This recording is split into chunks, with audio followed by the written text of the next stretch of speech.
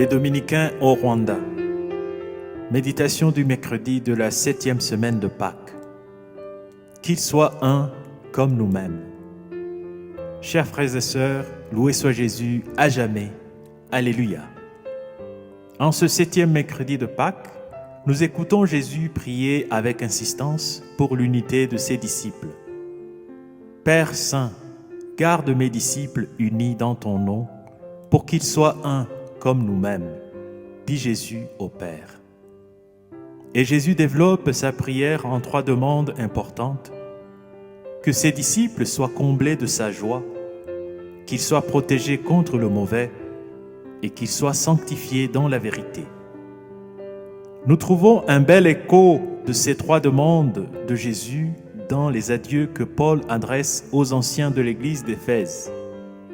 En effet, le livre des Actes des Apôtres nous raconte que Paul exhortait vivement ces anciens à veiller sur eux-mêmes et sur le troupeau qui leur a été confié. Il les invite à suivre son exemple, à savoir rester vigilants en matière de foi et de mœurs, travailler de leurs propres mains pour subvenir à leurs besoins et secourir les personnes faibles.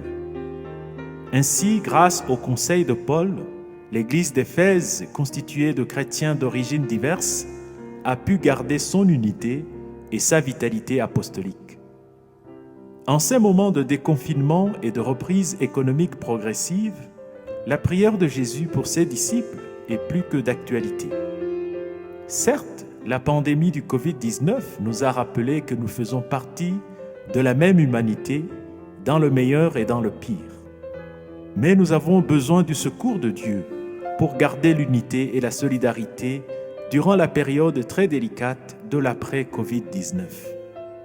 Sommes-nous prêts à nous convertir à la voix de l'Esprit Saint qui nous appelle à veiller les uns sur les autres, surtout les plus faibles? Prions.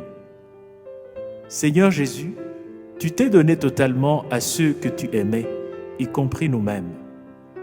Donne-nous cet amour désintéressé, afin que nous partagions gracieusement les uns avec les autres les dons reçus de Dieu.